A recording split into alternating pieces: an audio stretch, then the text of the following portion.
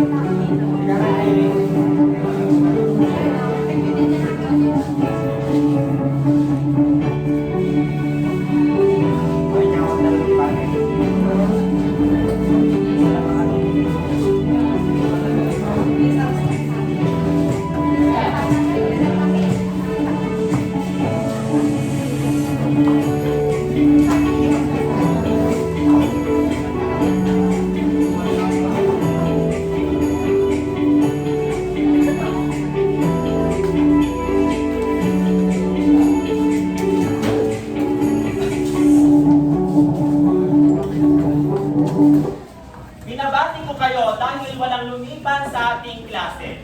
Sa ating klase ay mayroon tayong alituntunin na kailangan ninyong sundin. Tukuyin nga ninyo ito, class, kung ano ang ibig sabihin nito. Bawal mag-cellphone. Itaas ang kanang kamay. Makinig ng mabuti. Okay, so ito ang mga alituntunin na kailangan ninyong matupad upang maging epektibo ang ating klase. Maasahan ko ba, class? Yes, sir. Kung ganon, ay atin na itong simulan. Ngunit bago yan, ay hahatiin muna natin ang ating klase sa 4 na pangkat. Ibabatay natin ito sa kung anong kulay ng papel nakasulat ang inyong mga pangalan. Okay, sino sa inyo ang nakakuha ng mga kulay pula? Okay, kayo ang unang pangkat. Sino naman dito ang nakakuha ng kulay dilaw? Okay, kayo ang pangalawang pangkat. At sino naman dito ang nakakuha ng kulay bughaw? Okay, kayo ang pangatlong pangkat. At sino naman dito ang nakakuha ng kulay orange? Okay, kayo ang pang-4 na pangkat. Okay, class, pumunta na kayo sa inyong mga pangkat. Dito ang unang pangkat, pangalawang pangkat, pangatlong pangkat, at ika-4 na pangkat.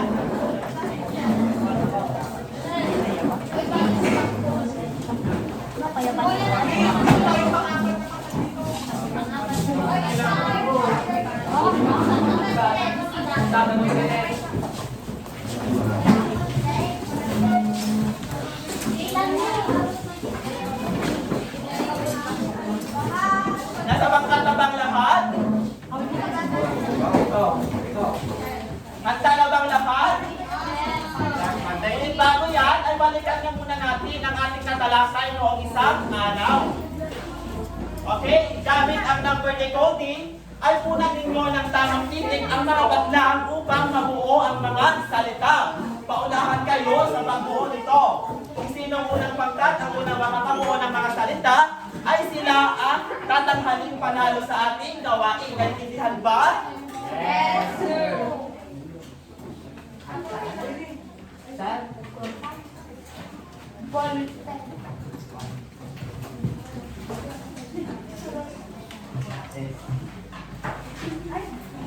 Okay, bibigyan ko kayo ng 1 minuto para gawin ito.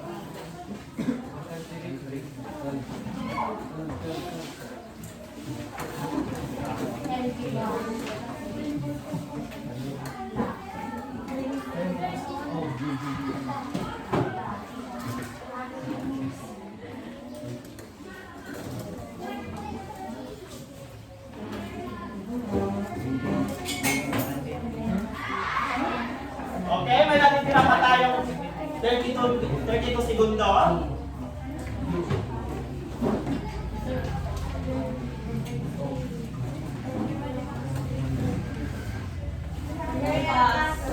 Okay, paano lang tiniti ko sa ating pitara?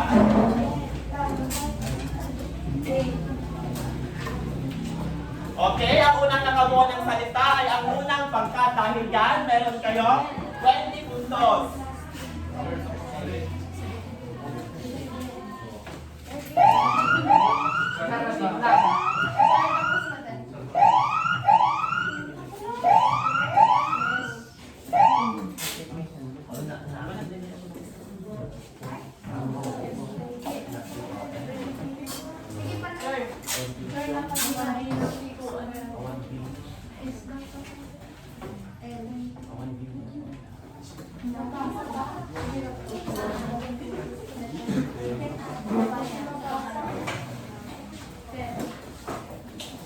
Okay, sumunod naman ang ipangatlong pangkat. Dahil yan, meron kayo 15 puntos.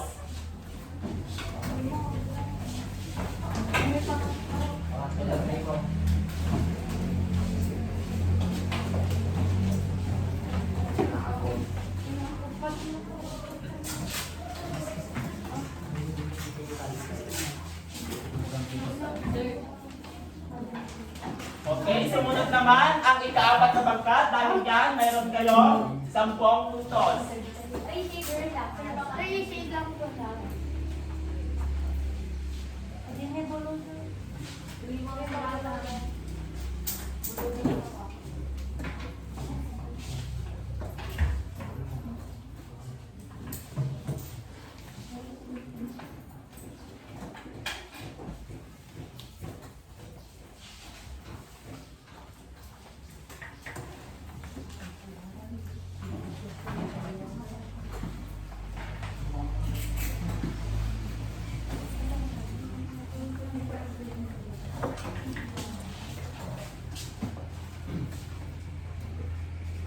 Okay, ang mga nabuong salita ay basahin mo nga ito. Jonel?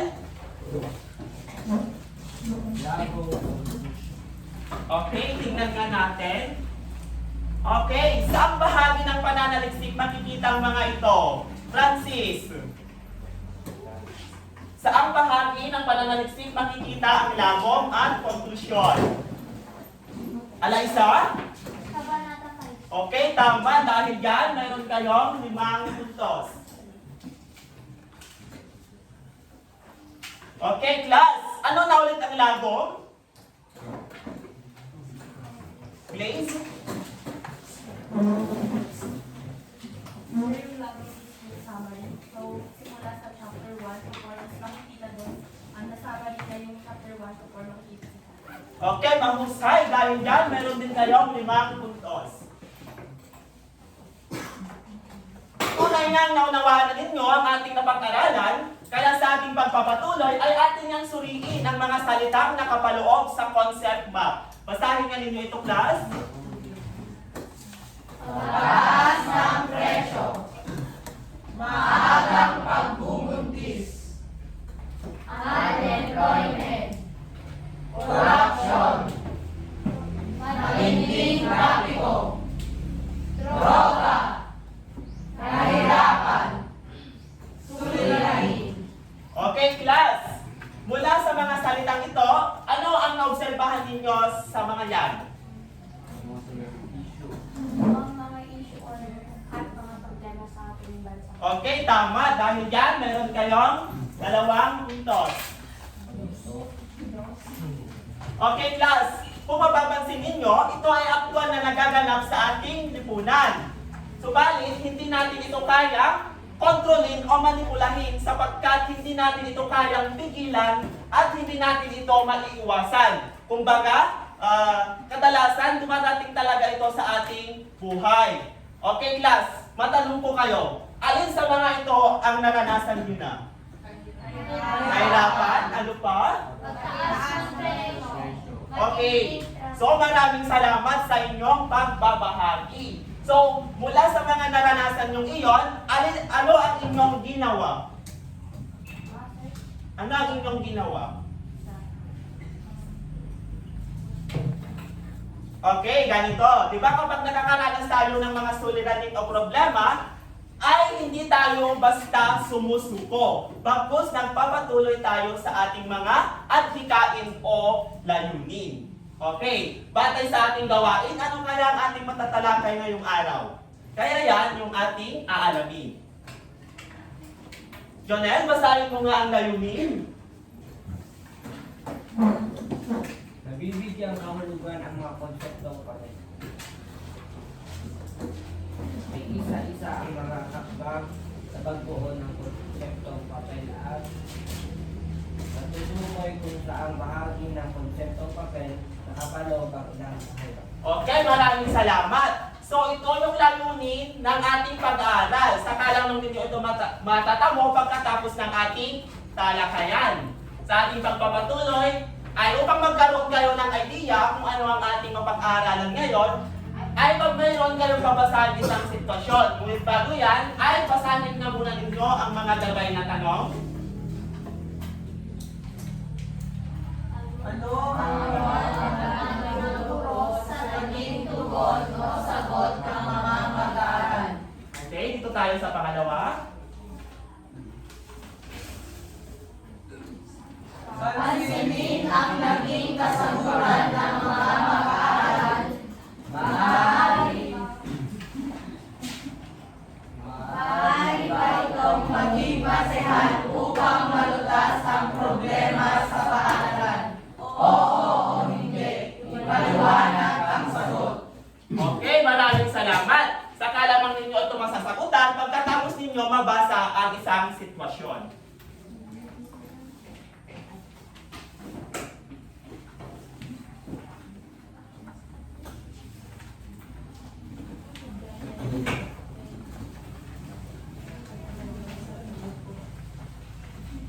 Okay, class, simulan ko na ang inyong pagbabasa.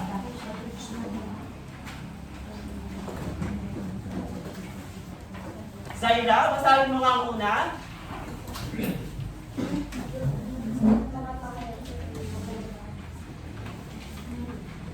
Sa nalalapit na pagtatapos ng taong panunuan, napansin ni Lopez na halos marami na sa kanyang mga mag-aaral ang hindi na pumasok sa klase. Napag-alaman niya ang ilan sa mga mag-aaral ay huminto na rin sa kanilang pag-aaral. Bilang burong tagapayo, ang nais niya ay matulungan ng mga mag-aaral na huwag pumito sa pag-aaral at alamin ang kadahilanan ng kanilang paghinto o malimit na pagliban sa klase. Inaanyayahan niya ang lahat ng mag-aaral upang pag-usapan ang kanilang mga suliranin at makatulong upang maiwasan ang absenteeism at risk of dropping out. Tinanong niya ang mga mag-aaral at narito ang ilan sa kanilang mga pahayag. Una, walang sapat na pantustos sa kakailanganin kagamitan sa pag-aaral. Pangalawa, kakulangan ng suporta mula sa kanilang magulang. Pangatlo, natatakot sa kanilang mga mahigpit na guro. Pangapat, nawawalan ng interes at pagtsatsaga sa kanilang pag-aaral. At ang panghuli ay maagang tinanggap ang hamon ng responsibilidad sa magkaroon ng sariling pamilya. Okay, maraming salamat sa inyong pagbabasa. Naintindihan ba ninyo ang inyong binasa? Yes, sir. Kung gayon, ay balikan nga ulit natin yung talong. Ano ang nalaman ng guro sa naging tugon o sagot ng mga mag-aaral? Rico. Walang sapat na panggusto sa kailangan gamit sa pag-aaral. Okay, tama ang inyong tinuran. Maliban pa doon. Franz. Nagulungan ng suporta mula sa kanilang magulang. Okay, maraming salamat. Okay, class, mula sa inyong mga mabubuong kaisipan o diwa dito? Ano ang mabubuong kaisipan o diwa hinggil sa mga naging sagot ng mga mag-aaral kanina dyan? Zaira? Sa kahirapan ng buhay sir is nahadlangan yung isang pangarap nila na makapag-aral at makapagtapos sir. Okay, tama ang inyong sinabi. Dagdag ko lang, kaya kung mapapansin natin class, ay mayroon kanya-kanyang mga suliranin ang pinagdadaanan ng mga mag-aaral. Naintindihan ba? Okay, dumako naman tayo ngayon sa pangalawa. Pansinin ang naging kasagutan ng mga mag-aaral. Maaari ba itong maging basihan upang malutas ang problema sa paaralan? Oo o hindi. Ipaliwanag ang inyong sagot.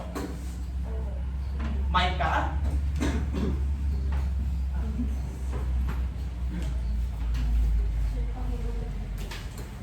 Kaya ulitin ko yung tanong. Pansinin ang naging kasagutan ng mga mag-aaral. Maaari ba itong maging basihan upang malutas ang problema sa paaralan? Oo o hindi. Paliwanag ang inyong sagot.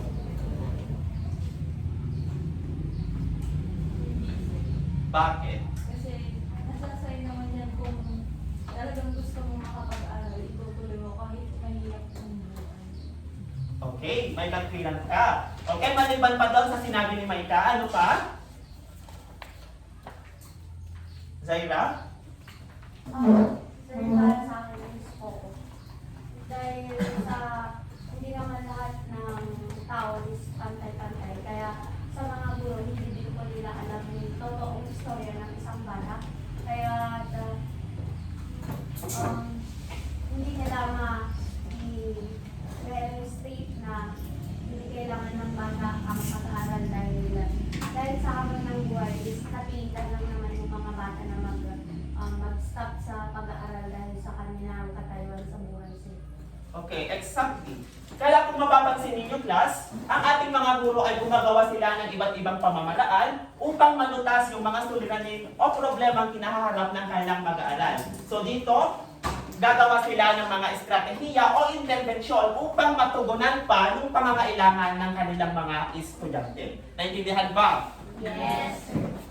Okay, batid kong naunawaan na ninyo ang ating gawain ngayon, kaya datapo na tayo sa ating talakayan. Ngunit bago yan, ay bigyang pansin nga muna natin ang inyong binasang teksto. Class, sa tingin nyo, maaari bang gamitin nating pamantayan yan sa pagbuo ng isang mahusay na sulatin? Yes, sir.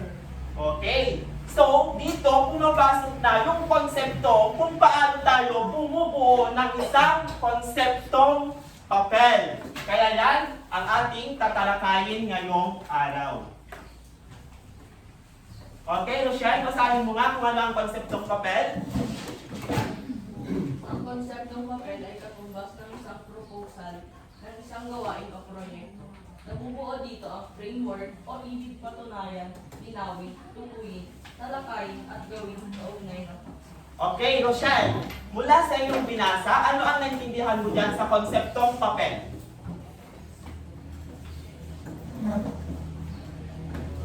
pagbibigay dito. Okay, may idea ka. Okay, class, kapag sinabi natin konseptong papel, ito yung nagsisilbing gabay o pamantayan natin upang makabalangkas tayo ng simula hanggang sa wakas ng ating isinusulat na papel pananaliksik. So, ibig sabihin, ito yung pinakaplano o direksyon para sa ating isinusulat na konseptong papel. Liwanag ba? Yes. Okay. Sa inyong palagay, ano ang dapat isaalang-alang sa pagbuo ng konseptong papel? Jenny.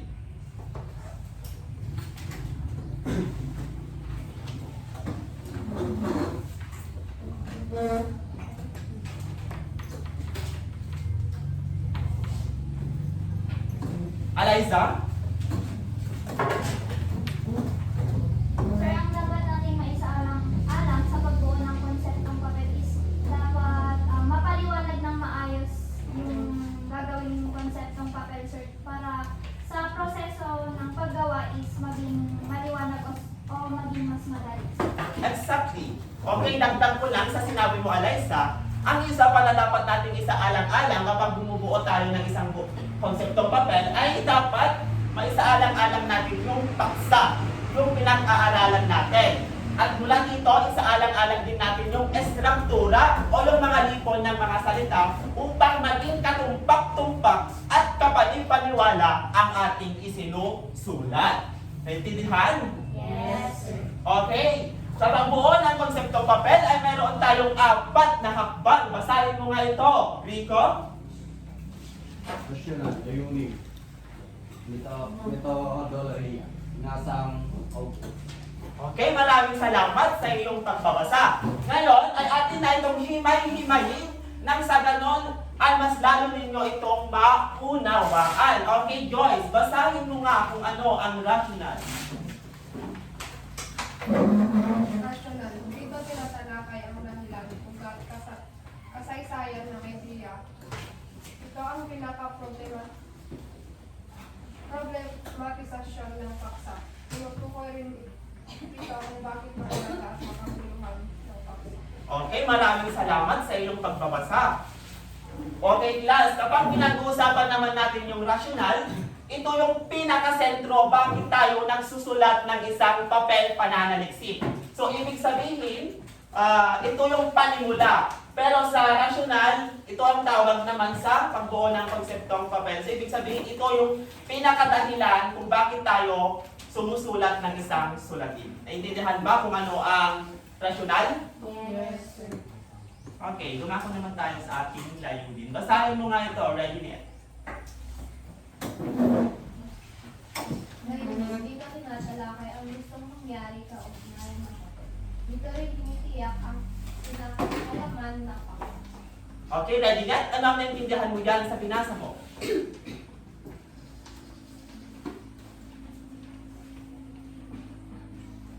Okay, sino gustong tumulong kay Reginette? Eliza? Sir, dun sa layunin is parang ito na yung gusto nating mangyari ng kakalabasan ng papel na susulatin natin. Exactly. So kapag sinabi natin layunin, ito yung pinaka-direksyon bakit ba tayo nagsusulat ng isang buong konseptong papel. So ibig sabihin, class, dito natin nagagamit yung 3 domain. So ano na ulit ang 3 domain? Ano na ulit ang tawag dito? Easy. Or in other words, kaalaman. Ano pa yung isa? Yung pagtanggap, ano na doon? Psychomotor. At ano pa yung isa? Pagpapahalaga. So yun, maaari ninyong gamitin iyon sa inyong pagsulat ng layunin kapag bumubuo kayo ng konseptong papel. Okay, dumako naman tayo sa metodolohiya. Francis, basahin mo nga. Metodology at ito tinatalakay kung paano at saan bubuo ng datos ang gano'n pagbabatayan, paano o anong lapit ang gagamitin sa na analysis ng datos. Okay, Francis, ano ang naintindihan mo dyan sa metodolohiya?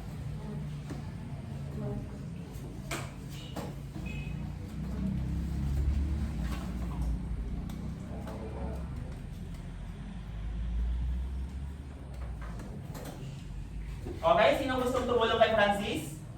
Zaira? Ang sa metodolohiya is dito natin tinatalakay kung paano natin makukuha yung mga sagot or paano tayo magagamit ng mga datos. Exactly. Kapag pinag-uusapan natin ng metodolohiya, inilalahad lamang ng mananaliksik kung ano ang pamamaraan ginamit niya sa pagkuha ng mga datos at impormasyon. So dito niya din tatalakayin yung pamamaraan kung paano na i-interpret yung mga naging sagot ng mga respondente. Okay, dito na tayo sa inaasahang output. Franz, basahin mo nga. Dito ipinapahayag ang maging resulta ng pananaliksik. Ilang pahina ba? Isa sa libro ba? May appendix ba? At iba pa. Modelo bang isang idea ang bubuuin? Mga mukhaing proseso? solusyon, programa, at aksyon ang pakay na papel. Okay, maraming salamat sa iyong pagbabasa. So kapag pinag-usapan natin yung inasahang output, nilalagay ng mananaliksik kung ano ang maaaring kalalabasan ng kanyang isinusulat na papel pananaliksik. So kami, nung nag-research kami, ang nabuo naming output ay isang mini diksyonaryo. So doon, nilagay namin yung mga salita at binigyan namin ng terminolohiya. So doon, magagamit na iyon ng mga mag-aaral. So asta, di inaasahang output. Bumuo ka nga ng isang konseptong papel, pero dapat mayroon pa ring output na mabubuo dito. Naintindihan ba? Yes. Okay. Ano na ulit ang apat na hakbang sa pagbuo ng konseptong papel? Ano na yung muna? Rational. Layunin. Okay. Maraming salamat. Okay, mayroon tayong isang halimbawa kung paano nga ba buuin ang isang konseptong papel.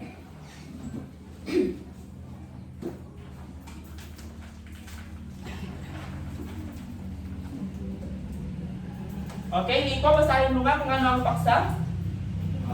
Dito. Epekto ng stress, mental at physical na kalusugan ng team mag-aaral sa Bambang National High School. Ni Louis D. Almorta, student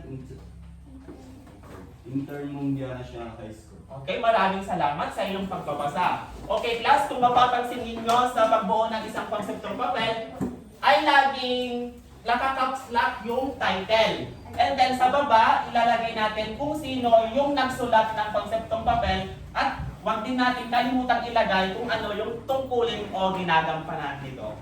Okay, basahin nyo nga yung rational nito. Glaze. Ang stress ay isang natural na tugon ng katawan sa iba't ibang hamon at suliranin sa buhay. Maaari ito magmula sa akademikong gawain, trabaho, personal na relasyon, o ibang pang aspeto ng buhay. Bagamat normal ang stress, maaari itong magdulot ng negatibong epekto sa mental at physical na kalusugan kung hindi ito maaga. Okay, maraming salamat sa iyong pagbabasa. Radinat, basahin mo nga din ang layunin. Ang layunin ng papel na ito na may paliwanag ng konsepto ng stress, ang mga pangunahing sanhi nito at ang epekto nito sa pisikal na kalusugan. Ngayon din na layunin itong magbigay ng ilang paraan upang maagapan ng stress ng epektibo. Okay, maraming salamat sa iyong pagbabasa. Diana, basahin mo nga din ang metodolohiya.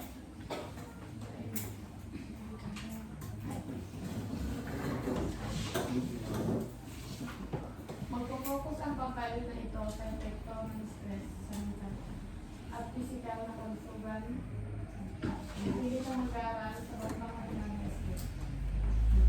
Itingin ang pag-interview, pag-saliksik at aklatan at artikulo sa pahayagan. Pagkuha ng opinion sa iba pagkatapos makuha ang mga datos ay sa kalaman na lapatan. Pansin ang pagsasabi. Okay, maraming salamat sa iyong pagbabasa. Alaysa, basahin mo nga yung output. Isang webinar workshop ang inaasahang mabubuo ng mananaliksik na tutukoy sa huli sa mga hakbang tungo sa paglutas sa problemang stress sa mga piling mag-aaral. Kalakip rin nito ay kasanayang kasamang ilalathala ang 2 to 3 appendix sa bubuin ng mga litrato at dokumento. Okay, maraming salamat sa iyong pagbabasa. Okay, napansin ninyo yung pagkakasunod-sunod ng konseptong papel? Yes. Di ba napaka-organisado? Yes. May tiyak, may layunin, at dito ay papaliwanag ng maayos yung sinusulat natin. Okay, naintindihan ba kung paano gumawa ng isang konseptong papel? Yes, sir. Kung gayon ay magkakaroon kayo ng isang pangtatang gawain. Okay, basahin mo nga ang panuto, Rochelle. Uy, kung anong bahagi ng konseptong papel ang sumusunod sa paksa. Isulat ito sa tapat ng bawat tanong. Okay, narito ang paksa.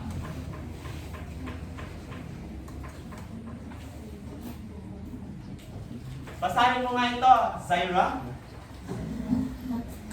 Impluwensya ng mga piling Pilipino YouTubers sa pag-uugali ng mga mag-aaral na nasa grade 8 hanggang bago national high school. Okay, naintindihan ba ninyo ang inyong gagawin? Okay. Bibigyan ko muna ng kopya dahil uulitin ko yung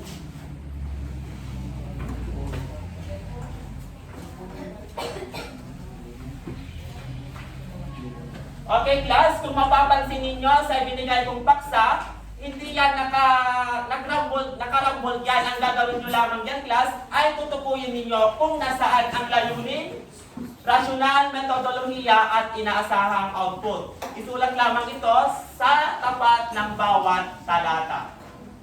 Okay, bibigyan ko kayo ng 2 minuto para gawin ito.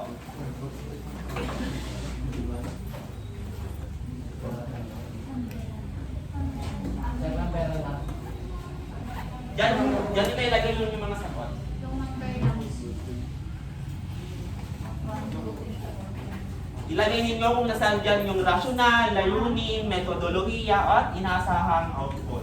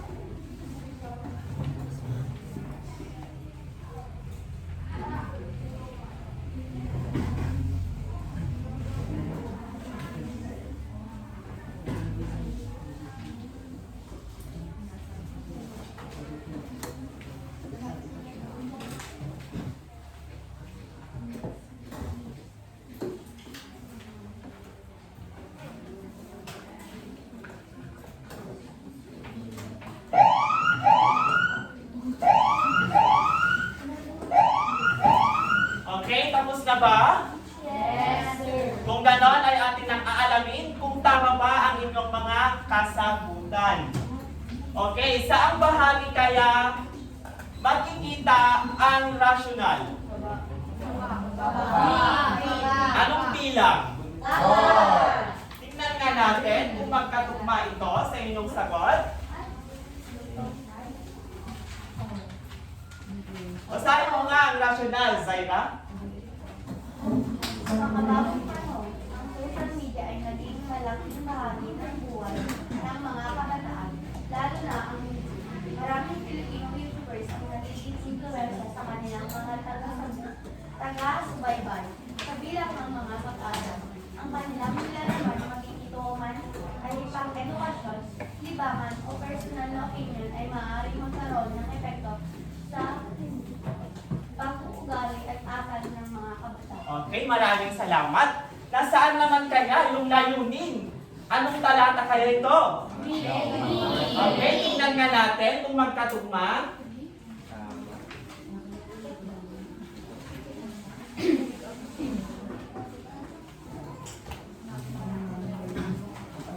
Okay, basahin mo nga yung layunin. Eliza.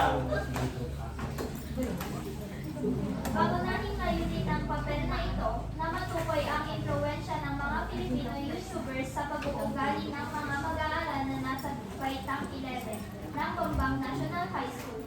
Magkaroon ng kamalayan ang mga manonood, lalo na ang mga kabataan sa impluwensya na maaari nilang makuha sa panonood sa mga YouTube. Okay, maraming salamat sa inyong pagbabasa. Saan naman kaya metodolohiya? Okay, tingnan na natin. Yan, nagkatugma ang inyong mga sagot. Basahin mo nga ito, Blaze. Sa pag-aaral nito, gagamitin ang deskriptibong disenyo upang matukoy ang impluwensya ng mga Pilipino YouTubers sa pag-uugali ng mga mag-aaral na sa baitang 11 ng Bambang National High School. Isasagawa ang survey questionnaire na ipamahagi sa 50 mag-aaral mula sa 3 sections gamit ang random sampling method. Ang nakalat na datos ay susuriin gamit ang quantitative analysis upang matukoy ang impluwensya ng mga Pilipino YouTubers sa pag-uugali ng mga mag-aaral. Okay, maraming salamat. Saan naman kaya makikita ang inaasahang output? Okay, tingnan nga natin. Yan, tama. Basahin mo nga ito, Maika. Batay sa magiging resulta ng pag-aaral, ang inaasahang output ay makabuo ng webinar, workshop na kung saan pag-usapan ang mga pamamaraan upang mabalanse ang manonood ng mga mag-aaral sa influence ng Filipino YouTubers. Sa panonood ng mga mag-aaral, ang lahat ng magiging datos ay ilalanthala kalakip ng ang resulta ng survey bilang nagdadang mahina. Okay, maraming salamat sa inyong pagbabasa. Tunay ngang alam na ninyo kung ano ang tamang pagkakasunod-sunod ng pagbuo ng konseptong papel. Kaya ngayon, magkakaroon din kayo ng isang pangkatang gawain. Okay, hahatiin ko kayo sa 3 pangkat. Ang unang pangkat, pangalawang pangkat, pangatlong pangkat ay mananatili pa rin sa dating pangkat. Subalit ang pangkat 4 ay hahatiin natin sila sa 3 pangkat. Okay. Group 4, pumunta na kayo sa inyong mga naka-assign ng mga grupo.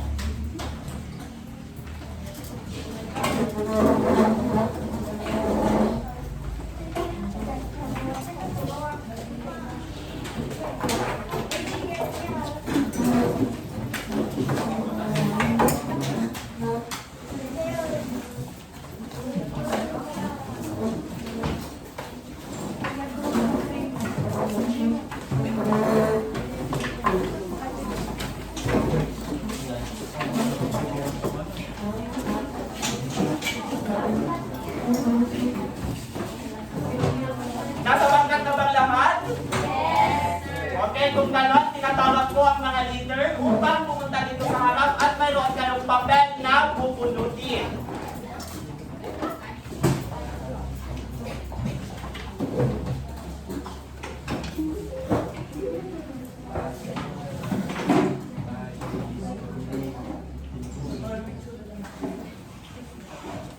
Okay, group 1, anong papel ang inyong nabunod? Okay, ihang. Group 2,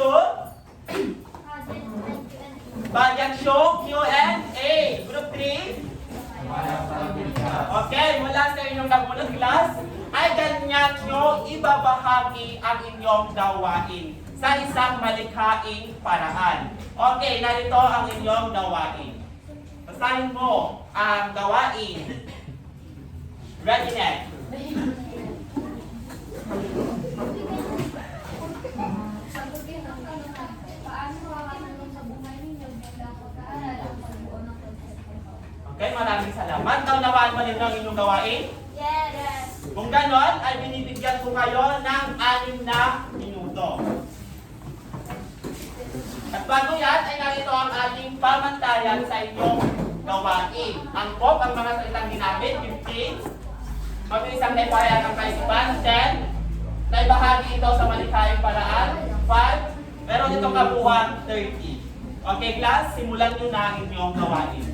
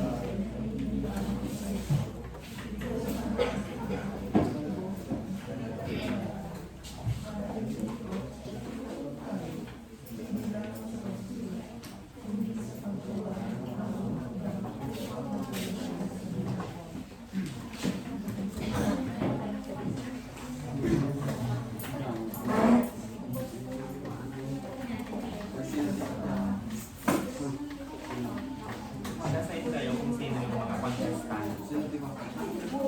Contestant number 1, contestant number 2. Then mag-attend din kayo kung sino yung mga guys, Isigaro, gano'n.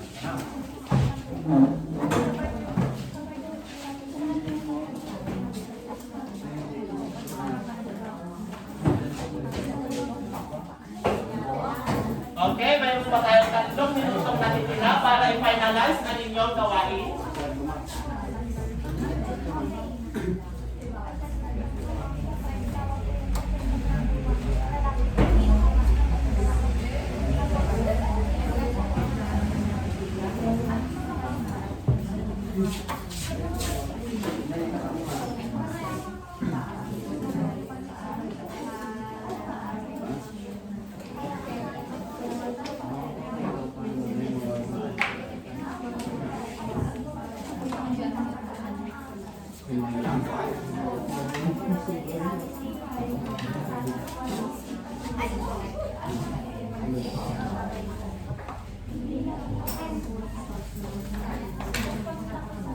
Kumusta rin sa financial?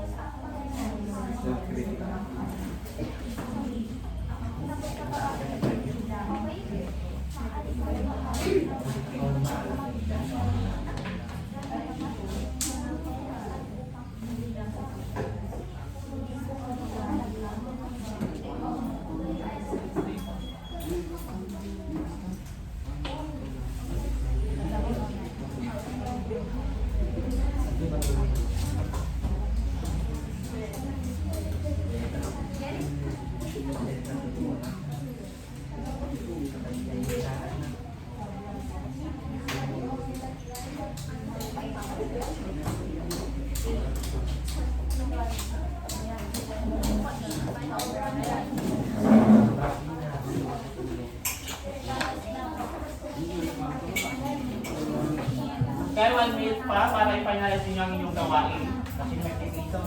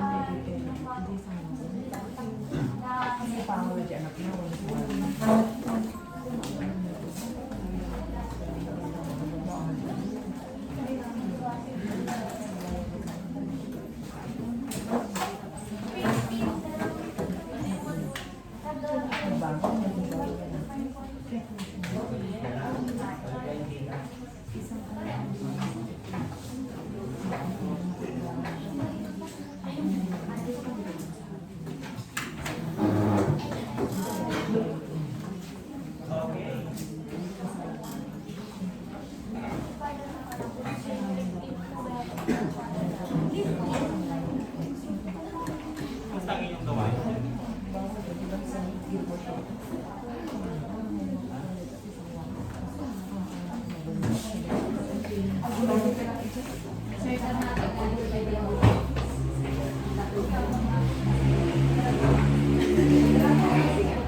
Ten, 9, 8, 7, 6, 5, 4, 3, 2, 1.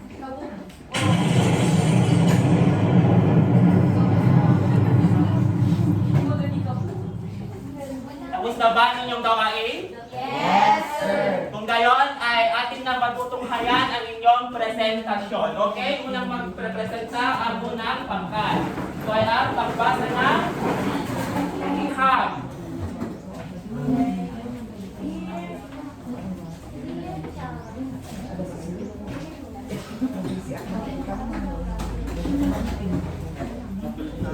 Okay, pakinggan natin at ipapahagi ang unang pangkat.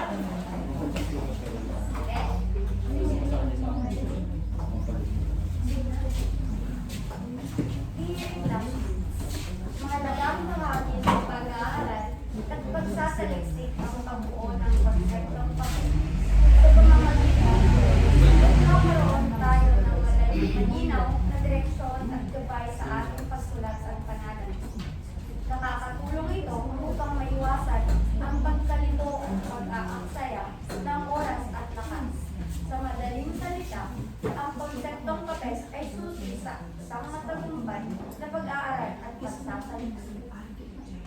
Okay, palakpakan natin ang unang pangkat. Ngayon, atin naman papakinggan ang ibabahagi ng pangalawang pangkat. Ito ay ang Pageant Show Q&A.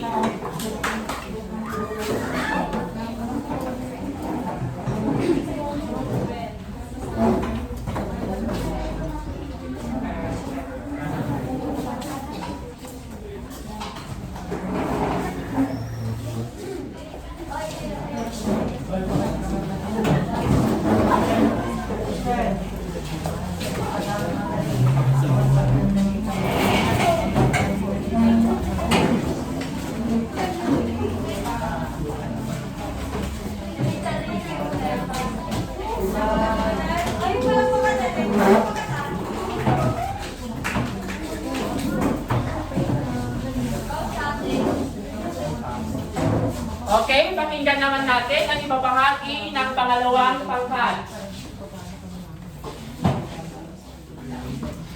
Magandang umaga sa ating lahat. Kami ang pangkatlo at magre-presenta kami ng maikling pageant show Q&A.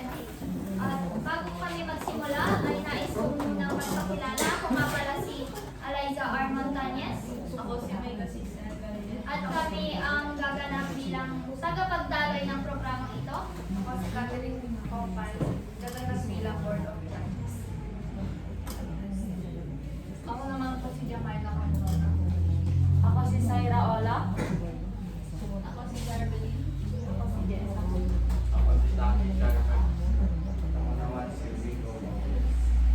Ngayon ay tumakbo na tayo sa programang ito.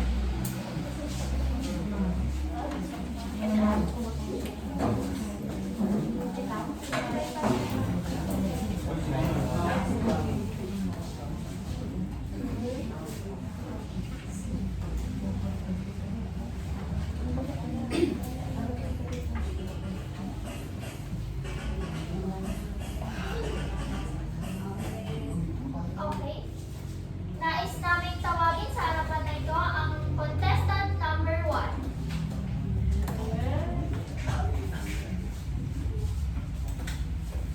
At si Ginoong Sati.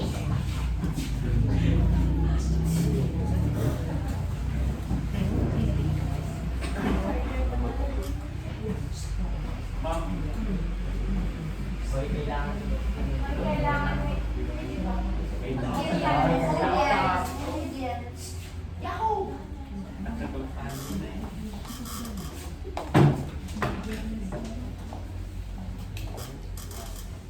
Okay, narito sa amin ang mga katanungan.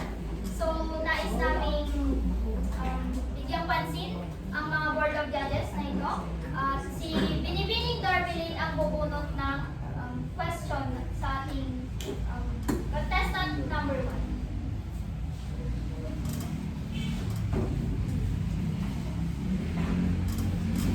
Okay, ang nabunot niya ay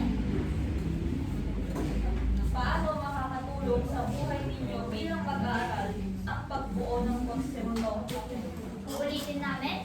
Paano makakatulong sa buhay ninyo bilang mag-aaral ang pagbuo ng konseptong papel? Okay, contestant number 1.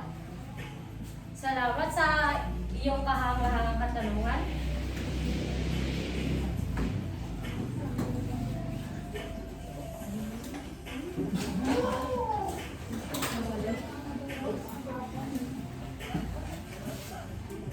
Makakatulong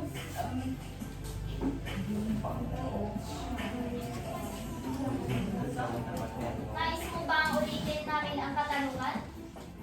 Paano makakatulong sa buhay ninyo bilang mag-aaral ang pagbuo ng konseptong papel?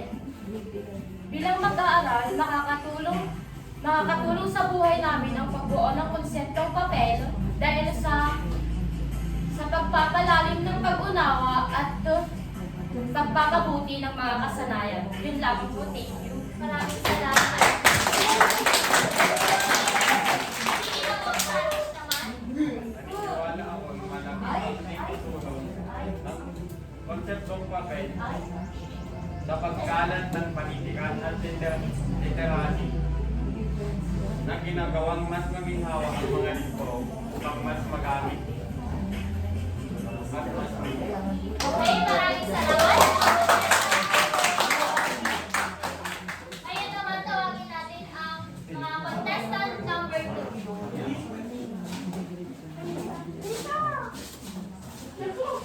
Okay? Ito ang inyong katanungan. Paano makakatulong sa buhay ninyo bilang mag-aaral ang pagbuo ng konseptong papel? Uulitin ko, paano makakatulong sa buhay ninyo bilang mag-aaral ang pagbuo ng konseptong papel? Bilang mag-aaral, makatutulong sa buhay namin ang pagbuo ng konseptong papel sa pamamagitan ng maunawaan namin ng mas mabuti ang konsepto at mapabuti namin ang aming ganda pag-iisip. Okay, maraming salamat. Inuulit ko naman. Ang konseptong papel ay isang mahalagang kasanayan na nakatulong sa mag-aaral na magkaroon ng isang malinaw na pag-unawa sa mga konsepto, pagpabuti ng kanilang mga kakayahan, pag-iisip at pagpapayag at magkaroon ng mga kakayahan sa mag-aaral at pagsasabat. Nais namin pumuntahan na kayo dito upang malaman natin ang resulta ng inyong pageant show. So, habang tinatabulate ng mga judge ang resulta, sino kaya mananalo? Wow! One or two? Okay, contestant number 1 or 2? Sa girls, sino mananalo? Sa one naman? Sa lalaki naman, sino mananalo? Okay, tayo natin yung magiging resulta.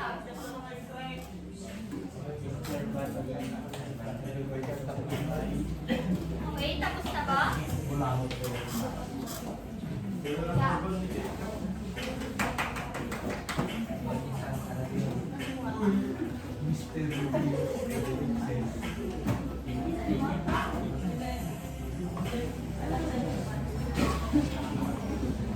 So, sino kaya ang nanalo? Nasabi ang resulta. Sige, sa voice category muna tayo. Sino kaya ang nanalo? Ay! Thank you, everyone! Mali bang pumagita ang ginoo dito? Okay.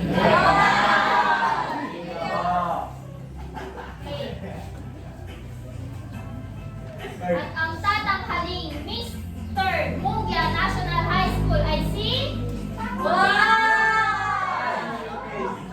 Contestant number... Contestant number 1!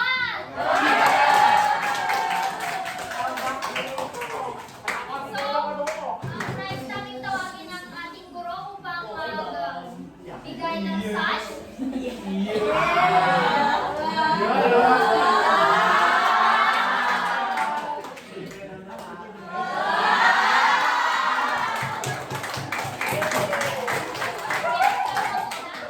Sino naman kaya sa mga binibining ito?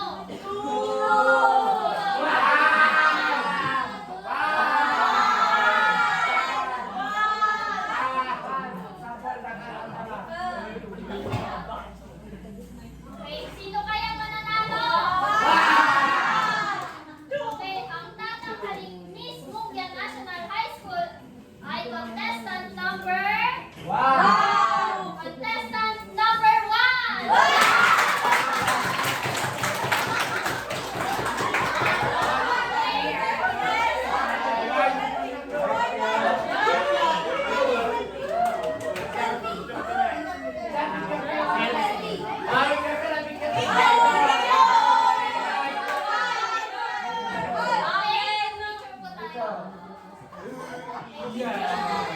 Kasama ang board of judges, syempre.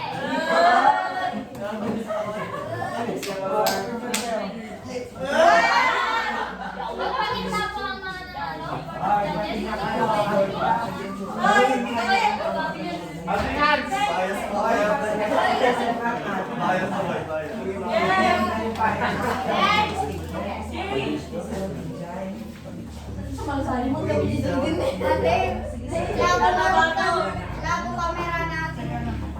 Yun lamang ang maikli naming palabas. Maraming salamat.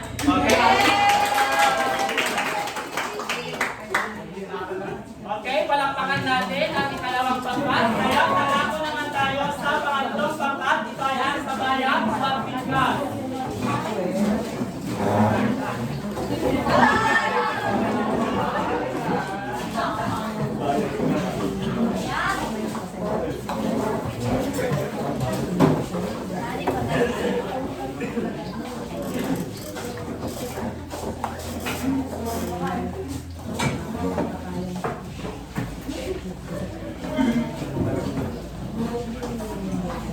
Okay, pakinggan natin ang pangatlong pangkat.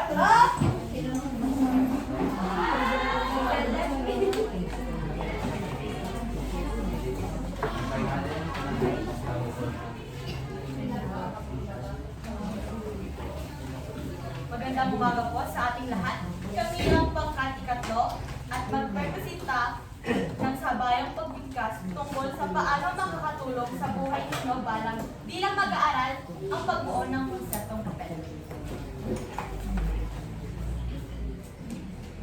Sa buhay mag-aaral, may mga hakbang na kailangan at isa na rito ang konseptong papel na magbibigay daan.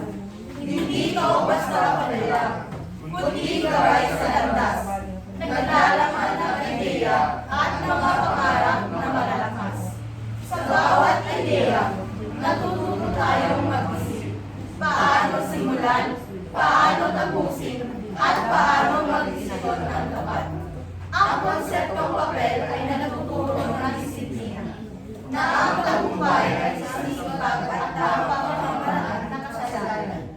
Sa pagsulat ng konsepto, natututo tayong magplano, mag-isip ng masusi, at magbigay pansin sa bawat detalye.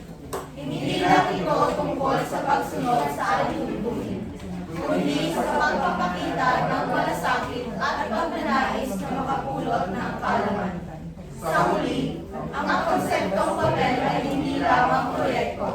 Ito ay bahagi ng ating paglago bilang mag-aaral. Dahil dito, natututo tayo hindi lang sa pagsulat, kundi sa paggawa ng tamang hakbang upang magtagumpay sa buhay. Okay, palakpakan natin ang pangatlong pangkat. Napakahusay ng inyong pagbabahagi.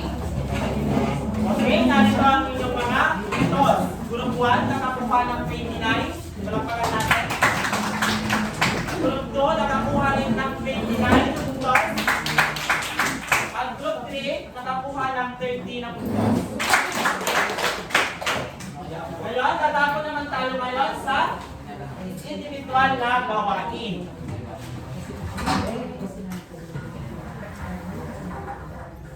Okay, maglawas kayo ng 1/4 sheet of paper.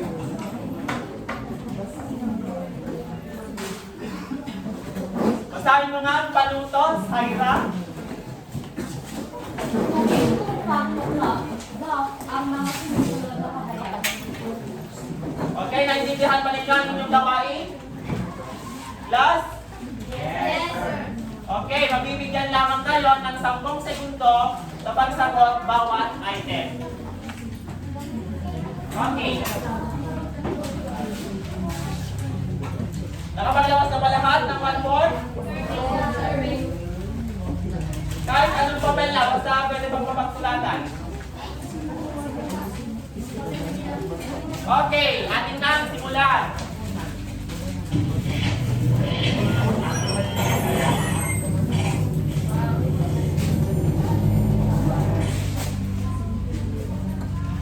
Ten, 9, 8, 7, 6, 5, 4, 3, 2, 1, 0. Ano ang inyong sagot? Okay, tingnan nga natin. Okay, wow. Okay, dumako naman tayo sa pangalawa.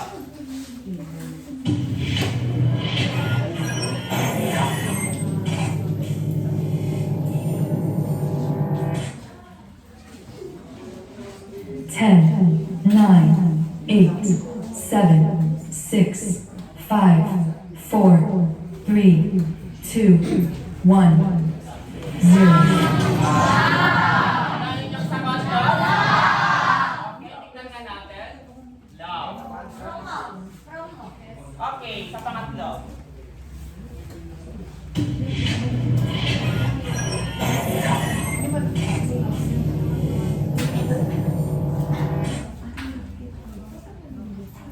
Ten, 9, 8, 7, 6, 5, 4, 3, 2, 1, 0.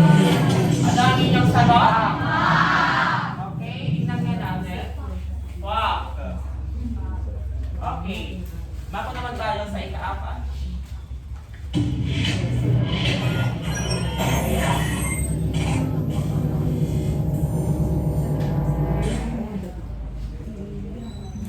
Ten, nine, 8, 7, 6, 5, 4, 3, 2, 1, 0.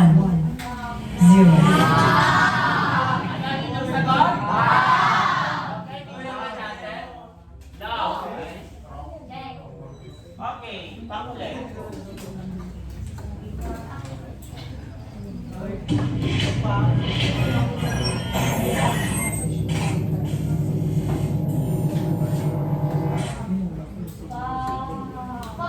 Ten, nine, 8, 7, 6, 5, 4, 3, 2, 1, 0.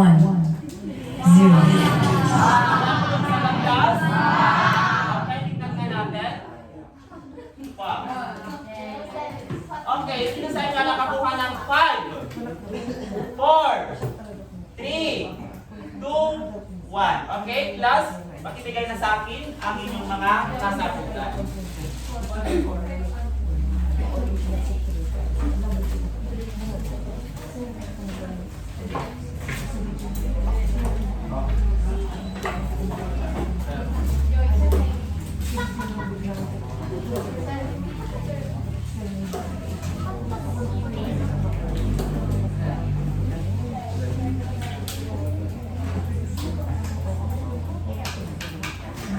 Okay, bago tayo magkahiwalay, ay bigyang pansin nga muna natin ang inyong mga nag-iipon na puntos dito. Okay, group 1, group 2, group 3, group 4, ako na ang pangalang magbibigay ng score dyan. Okay, dadagdag po, yung puntos dito ay dadagdag po sa inyong presentasyon kanina. Okay, narito pala inyong takdang-aral. Okay, basahin mo ngayon to, Amelia. Sumulat ng rasyonal batay sa napapanahong pangsang napili mo. Isulat ito sa isang buong papel. Okay, naintindihan ba ang inyong gawain? Yes, sir. Okay, rasyonal lamang ang inyong isusulat batay sa napili ninyong paksa. Okay, may katanungan pa ba? Yes, sir. Okay, maraming salamat sa pakikinig. God bless more. Bye.